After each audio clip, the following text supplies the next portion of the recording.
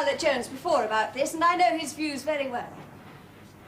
I know you're impatient, but just remember, Labour won the election against every forecast and with pitifully small election funds. And we're hanging on to a tiny majority in Parliament with a world depression threatening from outside.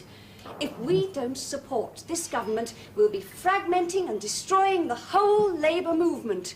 We can't afford to fight an election now, and if we force the pace, we'll be handing over to the Tories. You don't want that, do you, Mr. Powlett-Jones?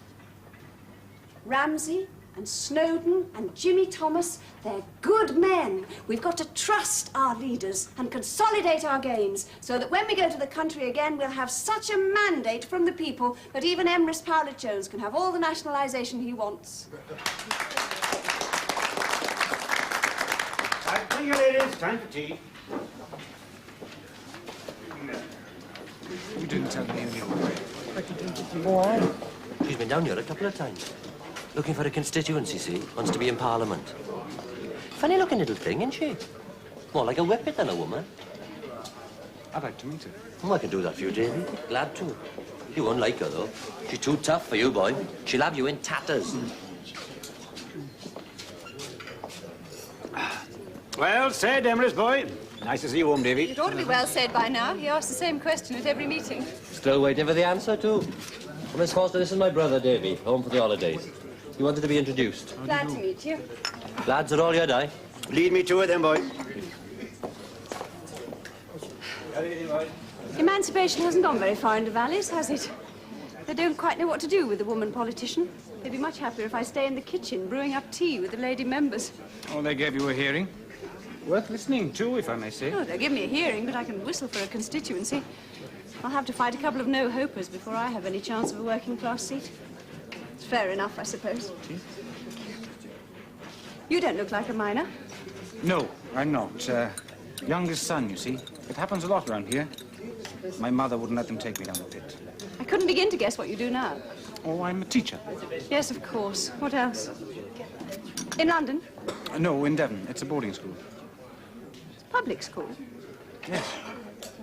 So that's your contribution to the class struggle, is it? Get on and get out? What? Oh, really? What's a miner's son and a socialist? You are a socialist, aren't you? Yes, I am. What on earth are you doing in a place like that? I'm earning my living, doing what I can do best. But you must see that...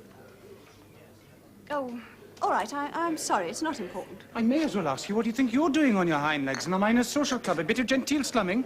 I wouldn't have thought that your family was short of a bob or two. That's not fair. I can't help being my parents' child.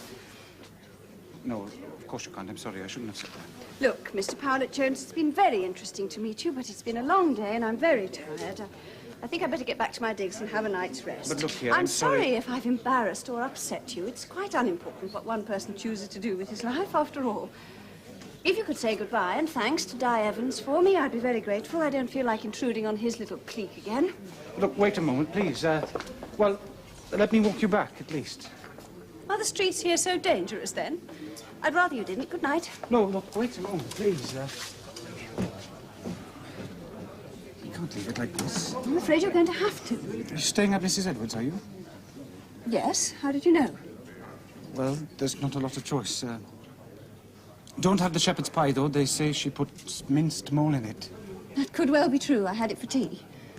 Look, Mr. Powlett-Jones, I'm sure you're a very charming young man, but you're wasting your time. You're with me. very May I go? patronising, aren't you? I often wondered what these upper-class socialists were like. I'm not being patronising. I'm simply trying to extricate myself as politely as I can in order that I may get back to my digs and have a night's rest. All right. I would find you a lot more interesting if you'd come back to teach here, where you're needed. I haven't sold my soul to the devil, you know. I may well come back and teach here. But if you knew anything at all about public schools, you know that they're in much more need of enlightenment. People here know what the world's like. It's places like Bamfield that they need someone to tell them. Bamfield? Yes, do you know it? My cousin went there. Small world. Yes, small and insular and privileged. You can't change the rich through education, you know. Somebody managed to change you. All right, Mr. Powlett-Jones, you've made your point. Could you just possibly go away and leave me alone now? With pleasure. Good night, Miss Forster. It's Mrs., in point of fact. Good night.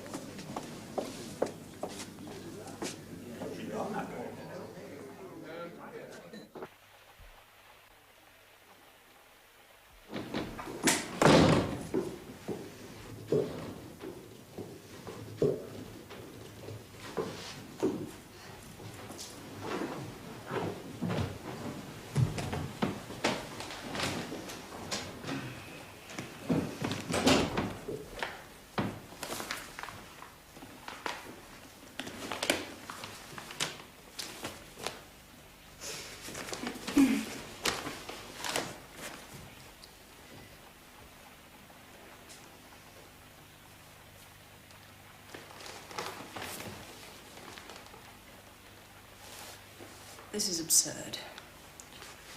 I beg your pardon? I suppose we're both catching the Cardiff train. I suppose so, yes. We might as well be civilised about it, don't you think? You didn't manage too well last night. All right, that was my fault. I was pretty bloody to you. Sorry.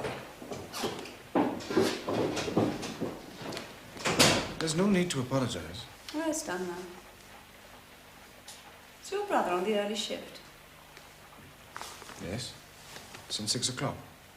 It's hard to imagine them. The man I was talking to last night, miles underneath the ground. Have you ever been down there, then? They wouldn't let a woman down there. I know what it's like, though. Rowley used to talk a lot about the dignity of labour. It's hard to see where the dignity is when you're crawling on your hands and knees in an inch of water up a half-mile tunnel. Rowley's a miner, is he? God knows, he's never done a day's manual labour in his life. Rowley was my husband. Still is in the eyes of God. He's Roman Catholic. Rowley at the coalface. That's something I'd love to see. What does he do, then? He's a university lecturer in Canada at the moment, I'm happy to say. He's one of the privileged, like you. If you knew anything about Bamfield, you'd realise that you were mistaken. I do know something about it. I told you, I've been there. You can't have taken very much in, then. Quite enough, thank you. Anyway, I might not be there much longer. Really? You've seen the light?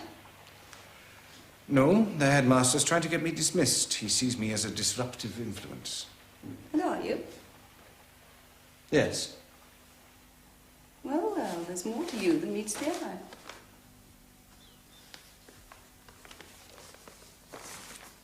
I think it's stopped raining. Yes. There you are. You don't have to talk to me anymore.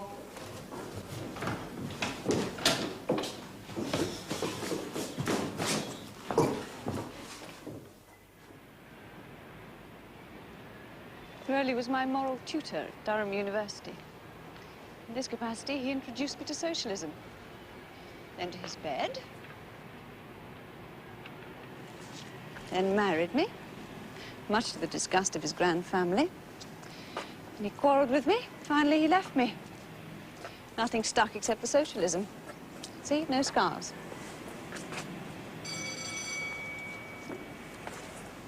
How long ago was this? We parted 2 years ago. No wonder you're still bitter about it. I didn't say I was bitter about it. You didn't have to.